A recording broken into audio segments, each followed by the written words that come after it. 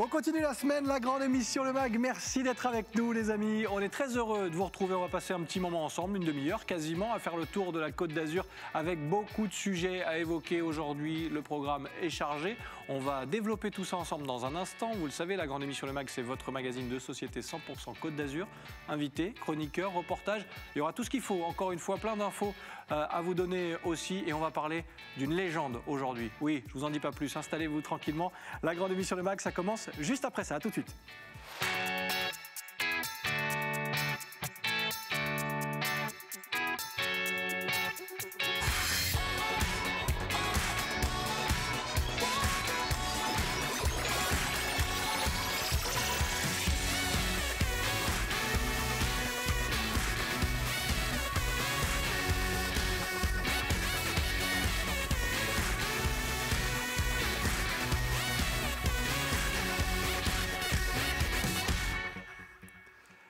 Mardi 20 avril, vous regardez la grande émission Le Mag. Merci d'être avec nous. C'est un plaisir de vous retrouver, vous installer tranquillement autour de la table. Vous faites partie de la famille. On va faire ensemble le tour de la Côte d'Azur, comme chaque jour dans votre rendez-vous. La grande émission Le Mag, votre magazine de société 100% Côte d'Azur, je le disais, avec au menu du jour, regardez, je parlais d'une légende tout à l'heure, puisqu'avec Mariam Roustagirou, on va parler des studios de la Victorine, un lieu mythique sur la Côte d'Azur. Elle est directrice du cinéma et des studios de la Victorine. On évoquera bien sûr ce passé historique, mais surtout l'avenir, parce que non seulement il se passe des choses, mais il va continuer de s'en passer pas mal avec de jolis projets. On évoquera tout ça avec Mariam, notre invitée, sur le plateau de la grande émission Le Mag dans quelques secondes. Et puis le reportage de la rédaction, lui, sera consacré à la ville de Grasse, qui met en place des permis de louer. Oui, on va parler immobilier aujourd'hui, et vous allez le voir, on essaye d'entretenir et de prendre soin du centre historique de la ville de Grasse. Ce sera le sujet de la rédaction à découvrir dans quelques minutes. Et puis dans la deuxième partie de cette émission, on sera avec Fabrice Solaire, artiste, qui va nous parler des chemins d'antan, un spectacle musical. On en a besoin. La culture, on en parle régulièrement sur les antennes d'Azur TV et particulièrement dans la grande émission Le Mag. Eh bien, Fabrice Solaire sera connecté à ce plateau dans la deuxième partie de cette émission. Une émission que j'aurai le plaisir de partager avec Daisy, qui est là aujourd'hui. Comment ça va? Ça va et toi? Daisy, cerise, c'est pareil. Voilà. Tu veux une assurance? Non mais c'est l'assurance, la robe, tout ça, certains comprendront. Comment ça va? Bien et toi? Ben super. Il fait beau aujourd'hui, donc je suis Ouais, contente. mais t'as encore pris le soleil, c'est pas possible. Et ben oui, dès qu'il y a un rayon, malgré tout, j'essaye de fou, sauter dessus. Il y a deux personnes qui bronzent vite comme ça, il y a toi et Bernard Montiel. Voilà. Pardon. Daisy, on parlera, t'as vu immobilier tout à l'heure, je sais que ça te parle forcément, mais d'abord, je parle de légende parce qu'on va s'attaquer au cinéma. Ouais. T'aurais pu faire actrice aussi. Hein. J'aurais. Ah ouais? Ouais, c'est pas fini. Hein. C'est pas fini. Non, il y en a des choses à faire. On verra ce qu'on peut faire. Mais on va parler de cinéma avec notre invité du jour. Les studios de la Victorine, on les évoque évidemment sur ce plateau avec Mariam, notre invitée du jour.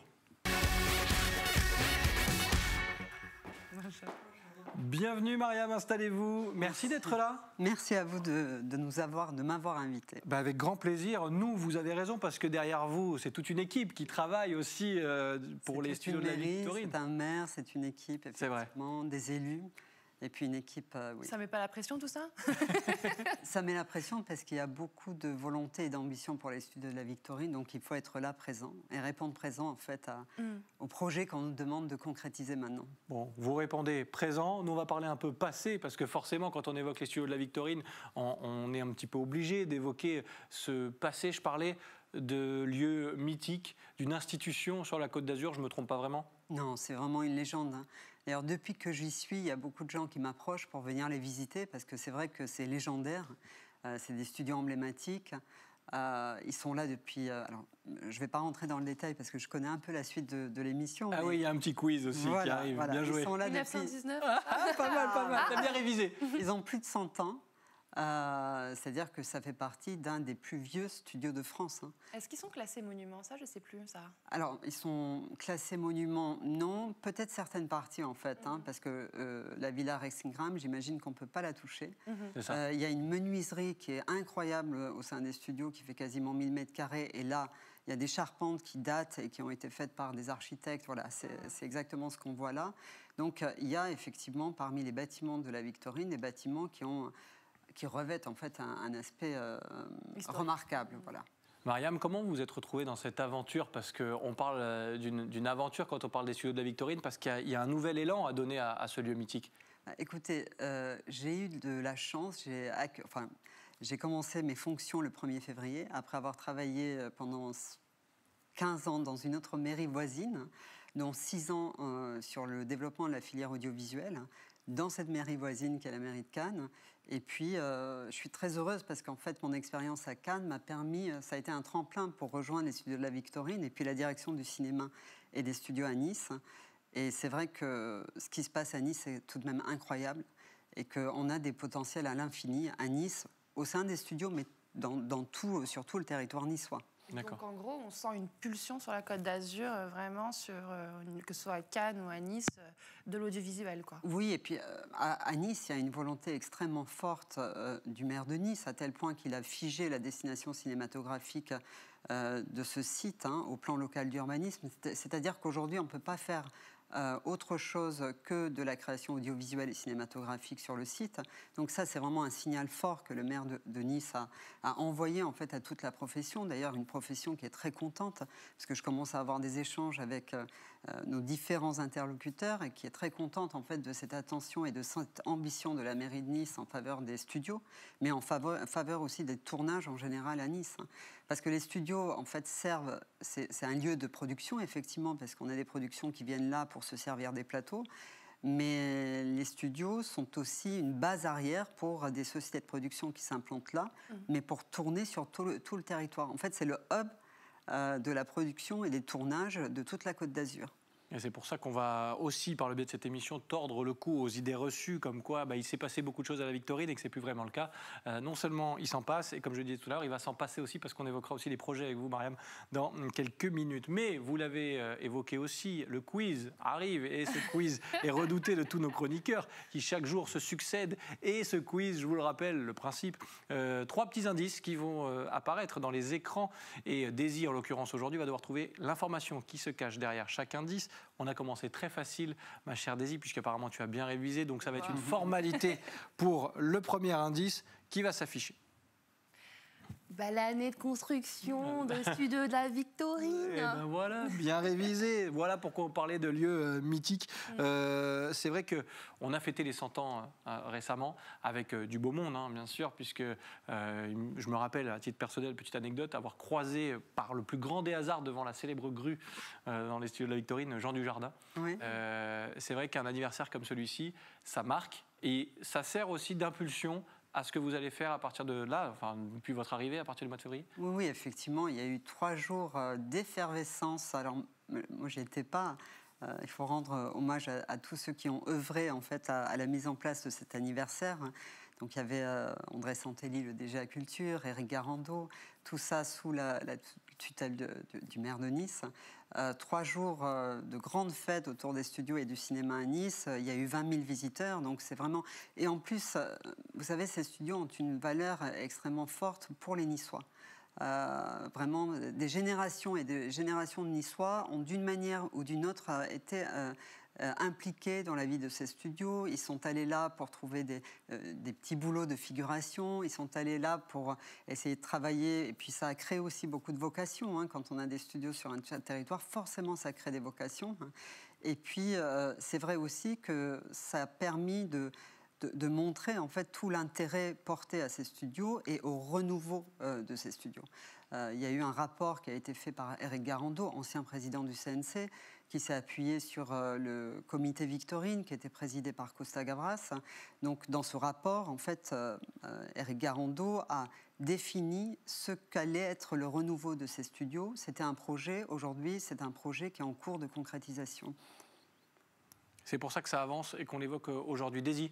Il y a même eu les débuts de la télé-réalité dans les studios de la Victorine. C'est vrai, tu as raison. Il y a une émission qui s'est tournée qui s'appelait Nice People. Oui, c'est ça, avec Christophe de Chavannes, je crois. Exactement, ça a été un des débuts de la télé-réalité aussi. Et vous savez que c'était aussi le début du tournage des séries.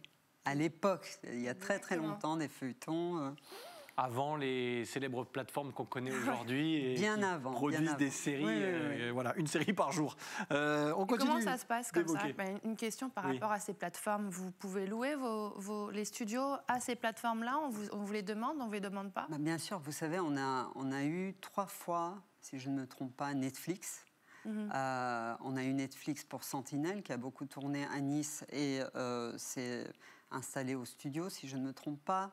On a eu Gone for Good, la série qui a été tournée et qui va être prochainement diffusée sur Netflix. Et puis, par le plus grand des hasards, on a eu aussi le tournage de Madame Claude, alors, entre Nice et les studios. Bien sûr. Là, je parle aussi de Nice plus généralement. Oui, Côte d'Azur, on va dire, destination Côte d'Azur. Voilà, destination Côte d'Azur, sachant tout de même qu'après avoir regardé les chiffres, on se rend compte qu'un quart des tournages ont lieu, a lieu à Nice, en fait, sur le territoire des Niçois, où on compte par an 360 jours de tournage. C'est quand même pas mal. Ouais, En moyenne. Et quand tout va bien. C'est ce que j'allais dire, quand tout va bien, parce que là, on traverse une crise sanitaire hors du commun. Justement, est-ce que ça a, entre guillemets, favorisé les tournages en studio à la Victorine? Parce qu'impossibilité d'aller tourner à l'étranger, j'imagine. Est-ce qu'on se tourne un petit peu plus dans ces cas-là vers des lieux comme la Victorine? Alors, c'est vrai que le tournage en studio a le vent en poupe, parce que c'est beaucoup plus commode de tourner dans des studios. Il y a un protocole national qui s'impose aux sociétés de production qui peuvent appliquer plus facilement au tournage en studio.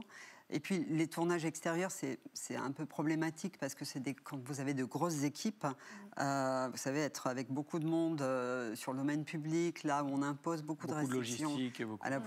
Mais néanmoins, même si on vit une crise sanitaire, il faut savoir que déjà cette année, on a 2 grosses productions. Alors je peux le dire parce que ça a déjà été plus ou moins annoncé. Les potins. Non, ça a été notre élu Henri-Jean Servat, on a parlé. Donc c'est vrai qu'on a la dernière production Gaumont, implantée au studio et qui va tourner à Nice. On a le dernier film de Nicolas Bedos. Alors là, ils se servent des studios comme base arrière. On ne sait pas encore s'il y aura des tournages en studio, mais en tout cas, il y aura un tournage à Nice. D'accord. Après, on a une série qui revient, c'est La Cabane à Histoire. C'est une série pour enfants qui va être diffusée sur Canal+. Donc cet été, ils vont tourner la 4e saison. Et on a une autre série qui arrive, mais malheureusement, je ne peux pas encore l'annoncer parce qu'on respecte en fait la volonté des sociétés de production d'une discrétion sur leur présence. Évidemment. En fait, on fait les annonces dès lors qu'ils nous accordent l'autorisation de le faire, de faire les annonces.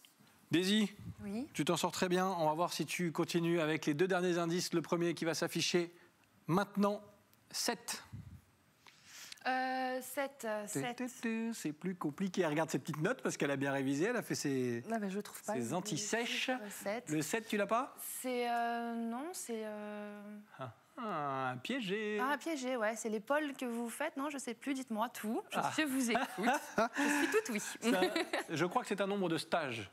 Et là, quand on parle d'avenir, on se tourne aussi vers l'info qui suit parce qu'il y a eu cette envie aussi de créer cette nouvelle dynamique avec une école, des stages. Expliquez-nous.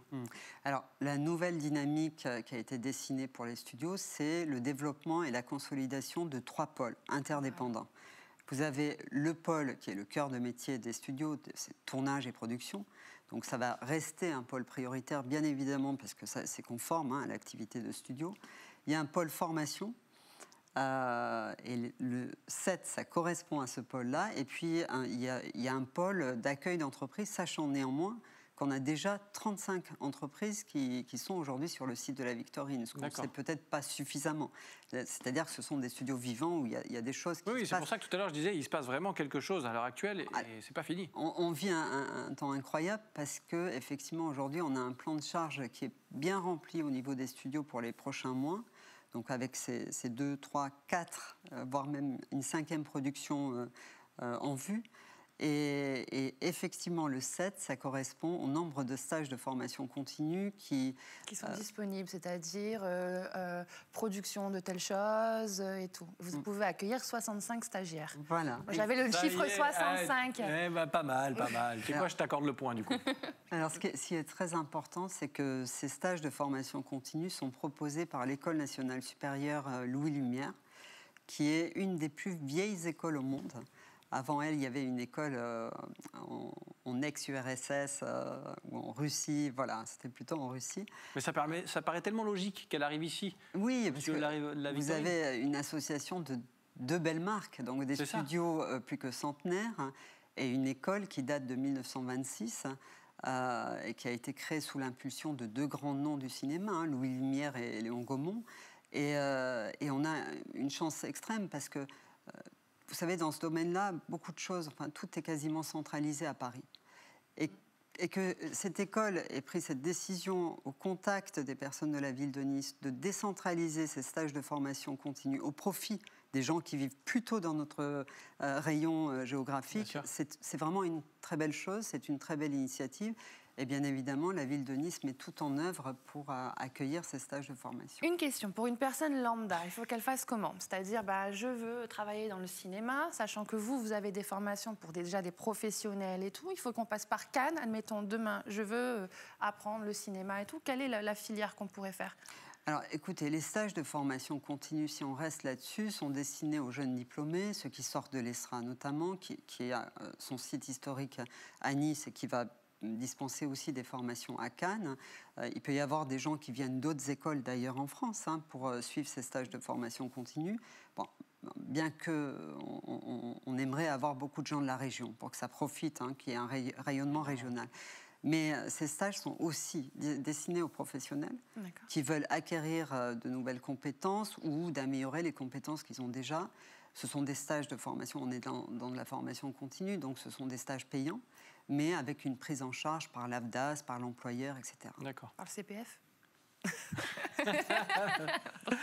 Daisy qui essaye de placer comme ça ces petites dernier quiz, parce que le temps passe très vite et on a besoin de parler un petit peu chiffres encore. Daisy qui regarde ses fiches et ses notes. 1 €. C'est 1 € de pénalité pour le retard. 1 €. Je sais pas, c'est un investissement qu'on peut... Ah, le parking à côté? Non. Mais par contre, c'est vrai que j'aurais pu rajouter 7,60 € aussi. Je t'ai embrouillé complet là. Ah ouais. Oui, mais on va t'en dire plus parce qu'on va parler de retombées économiques forcément. Expliquez-nous, alors quand on investit 1 € dans un tournage, la retombée économique, elle est environ de 7,60 €, c'est ça? Oui, en fait, ça, c'est les calculs du CNC, le Centre national du cinéma et de l'image animée, qui bien sûr promeut les tournages et l'activité de tournage, notamment en studio. Et selon les calculs qui ont été faits, effectivement, quand une collectivité investit 1 € dans un tournage, il y a 7,60 € de retombées économiques directes, indirectes et touristiques. Oui, parce qu'on parle d'image, on parle de tourisme, on parle d'emploi. Nuitées, vous avez effectivement les...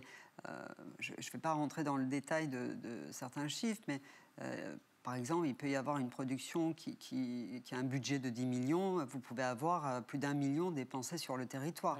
En recrutement de techniciens, de professionnels, en nuitées, en restauration, sachant qu'on a la chance ici d'avoir un vivier de professionnels aguerris, expérimentés et de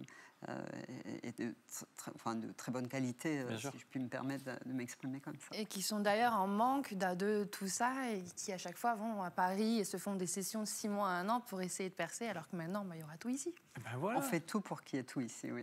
Et on continue d'en parler avec Mariam, notre invitée, directrice du cinéma et des studios de la Victorine. Daisy, tu restes aussi avec nous. Je sais que dans la vraie vie, au-delà de la télévision, tu es aussi dans l'immobilier. Dans l'immobilier. Eh bien, on va en parler de l'immobilier et on va prendre la direction de Grasse avant de revenir sur ce plateau dans quelques instants. Grasse qui a décidé de mettre en place des permis de louer. Vous allez le voir, on prend la direction du centre historique pour préserver certains de ces appartements. Regardez ce sujet de la rédaction d'Azur TV. Depuis le 1er avril, un permis de louer est en vigueur dans la ville de Grasse. Une autorisation délivrée par le maire après une vérification minutieuse du logement. Objectif, lutter contre l'habitat indigne qui gangrène le centre historique de Grasse. Un service a été créé pour que chaque appartement qui va être mis à bail soit contrôlé et que les personnes qui ne respectent pas les règles sanitaires ou les règles d'habitabilité soient sanctionnées. Ça va nous permettre aussi de lutter contre l'immigration clandestine. C'est une volonté affichée de la municipalité parce que quand vous avez une paupérisation de l'habitat, une dégradation de l'habitat, ça génère aussi des maux qui sont difficiles.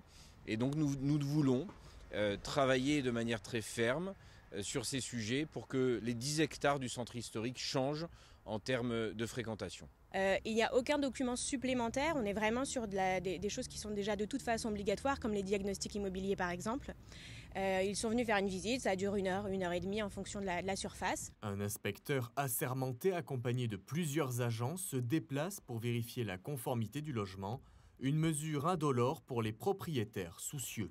Mais je pense que quand on est un minimum honnête, quand on met un bien en location, l'une des premières questions qu'on se pose, c'est est-ce que je pourrais y vivre ? Voilà. Et quand on regarde la grille aujourd'hui d'évaluation, les questions telles que y a-t-il des toilettes dans le logement ? Y a-t-il une aération dans la pièce principale ? On se dit c'est tellement la barre est tellement basse que ça demande pas de. Si on est un tant soit peu honnête, ça demande pas d'investissement supplémentaire. Alors concrètement, ce permis de louer, il va simplement reprendre la réglementation qui est en vigueur, mais il va la contrôler. C'est-à-dire que vous avez des fois des personnes qui louent des appartements qui ne sont pas dans des conditions d'habitation normales, c'est-à-dire qui n'ont pas de fenêtres ou pour lesquelles les conditions d'équipement électrique ou d'extraction ou de hauteur sous plafond ne sont pas conformes. Ce permis de louer est une possibilité offerte par la loi Allure de 2014. Grasse est la première ville du département à mettre en œuvre ce dispositif. Merci Alexis Ricard de la rédaction d'Azur TV, emmené par le magnifique Nicolas Galup, que vous retrouvez tous les soirs aux côtés d'Éric Revel pour l'info à partir de 18h30 du lundi au vendredi. Nous, on est de retour sur le plateau de la grande émission Le Mag avec Daisy, toujours là. T'as pris des notes, c'est bon. Côté immobilier, ça va, tout va bien ? Tout va bien. T'as pas dit de bêtises ? Bon, non, pas de bêtises, et je trouve ça plutôt pas mal. On demande tellement aux locataires qu'on demande un petit peu aux propriétaires d'avoir un petit standing, c'est pas plus mal non plus. C'est pas plus mal, on est bien d'accord. Mariam Roustagiroux, directrice du cinéma et des studios de la Victorine, est avec nous sur ce plateau. On l'a évoqué largement, ce studio de la Victorine. Ces studios, on les a évoqués et on en dira un mot avant la fin de cette émission. Mais d'abord, on va parler encore production, spectacle, culture. Et ça fait du bien, on le fait régulièrement dans la grande émission Le Mag. On est encore une fois à vos côtés. Aux côtés d'un artiste, Fabrice Solaire. Est-ce qu'il est connecté ? Est-ce qu'il m'entend, Fabrice ? Est-ce qu'il est là ? Bonjour. Bonjour Sébastien. Comment ça va ? Très bien. Très bien, j'attendais ça avec impatience. Et nous, on attend le retour des spectacles, de la culture avec grande impatience aussi. Quand je parle spectacle, culture, la vraie culture, celle où on peut se voir, où on peut participer au théâtre vivant. Alors oui, c'est compliqué pour les artistes aujourd'hui, mais ça n'empêche pas d'avoir des idées. Expliquez-nous un petit peu ces chemins d'antan qui se profilent à l'horizon. Effectivement, ça donne envie de remonter sur les planches, sur les scènes, etc. Et du coup, on a eu le temps de proposer des nouvelles idées, un nouveau spectacle. Effectivement, ça s'appelle Les Chemins d'antan pour mon cas. Et c'est un mélange un peu entre ma passion pour la musique, forcément, mais aussi pour le cinéma. Moi, je suis un enfant des années 80, donc forcément, la pop culture, ça fait partie de mon bagage. Et voilà, j'avais envie de faire cohabiter un peu les deux mondes, entre mon répertoire musical, mes compos, mais aussi scénariser tout ça, proposer une vraie histoire derrière, poétique, avec plein de thèmes nostalgiques, qui peut parler à tout le monde. Et avec un concept assez unique aussi, parce qu'il y a des voix off qui vont se prêter à l'aventure. Expliquez-nous comment ça se met en place. Voilà, effectivement, il y a des voix off. Donc, pour raconter cette histoire, on s'est dit que pourquoi pas la raconter par des gens qui savent conter une histoire, donc prendre des grands comédiens. Donc j'ai pensé tout simplement à taper un peu haut, voir si ça marchait. Et les gens m'ont suivi, comme Richard Darbois, qui est des grandes voix du doublage, un grand comédien que tout le monde connaît, consciemment ou inconsciemment. Si les gens le nom ne connaissent pas forcément sa voix, elle parle à la première écoute. Et comme Richard m'a dit oui, donc Richard, c'est celui qui double Harrison Ford, qui fait la voix off dans Danse avec les stars, donc qui fait Buzz l'éclair. Donc donc forcément, en tant que fan, il faut rester pro, mais c'est super sympa de l'avoir au téléphone tout simplement. Vous retombez en enfance. Et après, vu qu'il m'a dit oui, j'ai continué le processus. Pourquoi pas demander à d'autres comédiens que j'aimais aussi. Et vu que Richard m'a dit oui, ils m'ont tous dit oui derrière. Le premier étonné. La suite, c'est forcément d'essayer de caler des dates. Et on sait que la période, elle est compliquée. Mais est-ce qu'on arrive à se projeter ? Comment ça se passe pour vous ? Ce qui fait plaisir, c'est que déjà, nous, on est obligés de se projeter. Et puis aussi, les collectivités, les mairies, les offices du tourisme, etc., jouent aussi le jeu en espérant que ça puisse reprendre. Et on ne voit pas de raison que ça ne puisse pas, en tout cas l'été.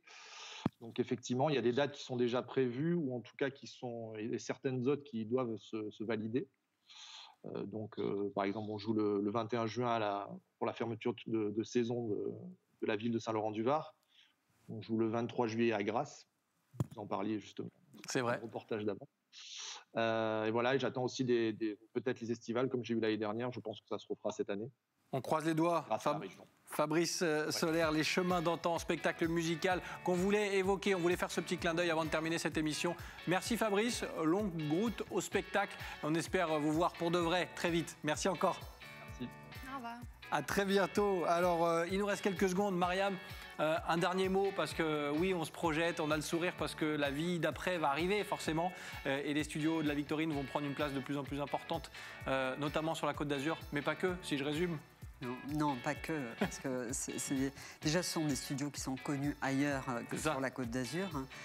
Il y a beaucoup de productions qui ont envie de venir et on va leur donner encore davantage l'envie de venir. Et puis, juste en un mot, parce que il y a ces stages de formation continue, mais en septembre 2022, il y aura aussi un master sur la création immersive, c'est-à-dire qu'au studio de la Victorine, on va imaginer aussi le cinéma de demain. Donc c'est vraiment un pont entre la légende, l'histoire et le cinéma d'avenir. Et c'est très bien d'avoir terminé là-dessus, comme ça on se projette encore plus loin, ça fait du bien. Merci Mariam Rousta-Giroud d'avoir été notre invitée sur le plateau de la grande émission Le Mag. Merci Daisy. Merci à toi. Quand tu veux, Cerise, tu reviens sur ce plateau. Et Rémi Molinari, lui, notre caricaturiste, a réagi à l'actualité. Il réagit un petit peu à tout et souvent n'importe quoi, mais c'est aussi ça le rôle du caricaturiste. Emmanuel Macron, tiens, alors on parlait d'artistes tout à l'heure, le Covid est vaincu. Oui, grâce au prochain confinement qui va durer 10 ans. On ne le souhaite pas, mon cher Rémi Molinari, mais parfois ça fait un peu peur, certes. Voilà l'actualité croquée par notre caricaturiste tous les jours dans la grande émission Le Mag. Encore merci à toutes les deux, c'était un plaisir. Merci à vous de votre fidélité à la grande émission Le Mag. On se retrouve demain, oui, on continue la semaine avec vous, à vos côtés, du lundi au vendredi à partir de 18h. Je vous souhaite un agréable moment sur les antennes d'Azur TV et je vous dis à demain. Bye bye.